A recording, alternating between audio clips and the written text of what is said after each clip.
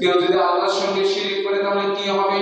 আল্লাহ তাআলা অন্যত্র আয়াতের মধ্যে রব্বুল আলামিন বলেছেন, ইন্নাল্লাহা লা ইয়াগফিরু আন ইউশরাকা বিহি ওয়া ইয়াগফিরু মা দুনা যালিকা লিমান ইয়াশা। আল্লাহ তাআলা বলেছেন, আমি সব অপরাধ মাফ করে দিতে পারি, ক্ষমা করে দিতে পারি, কিন্তু আমি আল্লাহর সঙ্গে কেউ যদি অংশীদার করে শিরক করে তাহলে আমি আল্লাহ শিরকের গুনাহ কখনোই আমি আল্লাহ তাআলা ক্ষমা করব না। আল্লাহু আকবার। প্রিয় হাজিরিন, এই জন্য রব্বুল আলামিন বলেছেন, ইল্লা ইয়্যা, আমি আল্লাহর ইবাদত বাদ দিয়ে অন্য কারো ইবাদত করা যাবে না। আল্লাহ তাআলা সূরাতুল বানী ইসরাঈলের ১৭ নম্বর আয়াতের পরের অংশের মধ্যে বলেছেন, ওয়া বিল ওয়ালিদাইনি ইহসানা, আমি আল্লাহর ইবাদতের পরে পিতামাতার সঙ্গে উত্তম ব্যবহার করা লাগবে, সৎ ব্যবহার করা লাগবে। একজন পিতামাতার মাধ্যমে আমি আপনি দুনিয়াতে এসেছি। প্রিয় হাজিরিন, এই পৃথিবীতে আল্লাহ তাআলা দেখেন যারা দুনিয়াতে আসছে পিতামাতার মাধ্যমেই আসছে। কিছু কিছু নজির আছে, ইতিহাস আছে, যেমন হযরত মারিয়াম আলাইহিস সালাম, তার সন্তান হযরত ঈসা আলাইহিস সালাম, তিনি পিতা ছাড়া দুনিয়াতে এসেছেন। এটা আল্লাহ তাআলার মুজিজা। কিন্তু মা তো ছিল।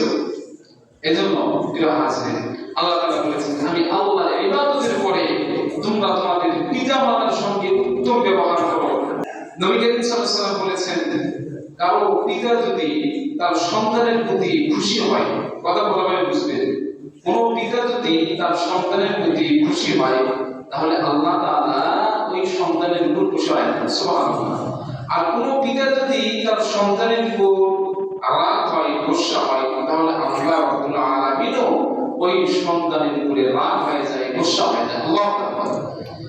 হাদিস শরীফের মধ্যে এসেছে, হযরত আব্দুল্লাহ ইবনে আমর রাদিয়াল্লাহু তাআলা আনহুমা عن النبي صلى الله عليه وسلم قال, হযরত আব্দুল্লাহ ইবনে ওমর রাদিয়াল্লাহু তাআলা তিনি বর্ণনা করেছেন, আল্লাহ নবী সাল্লাল্লাহু আলাইহি ওয়াসাল্লাম বলেছেন, রিদা রাব্বি ফি রিদাল ওয়ালিদাইন ওয়া সাখাত রাব্বি ফি সাখাতিল ওয়ালিদাইন।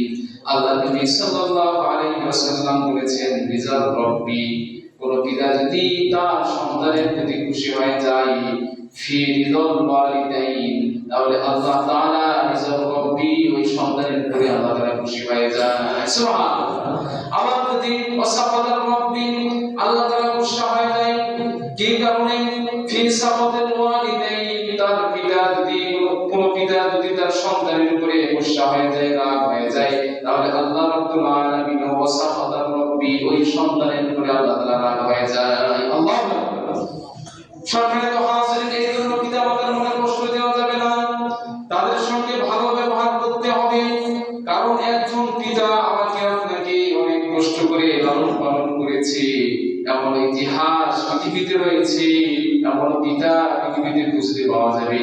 পিতা যখন বাজারে যায়, পিতা বাজারে ঘোরাঘুরি করে, এদিক সেদিক হাঁটাহাঁটি করে, অনেক ভালো ভালো খাবার ওই পিতার সামনে, ওই বাবার সামনে অনেক ভালো ভালো খাবার ওই বাবা চোখ দিয়ে দেখতে পায়। কিন্তু সন্তানের পড়ালেখার খরচের জন্য, সংসারের খরচের জন্য বাবা চিন্তা করে, আমি যদি এই 100 টাকা 50 টাকা দিয়ে যদি অমুক জিনিসটা আমি ক্রয় করে খেয়ে ফেলি, তাহলে এখান থেকে শেষ হয়ে যাবে। আমার সন্তানকে আমি টাকা দেবো কোথা থেকে? সন্তানকে পড়ালেখা করাবো কিভাবে? প্রিয় হাজিরিন, এই দিকটা লক্ষ্য করে অনেক পিতা, আজকালকার যুগে অনেক পিতা কষ্ট করে, সন্তানের মুখের দিকে তাকিয়ে কষ্ট করে। প্রিয় হাজিরিন, একটা আশা, সন্তানকে মানুষের মতো মানুষ করবে, ঠিক কিনা?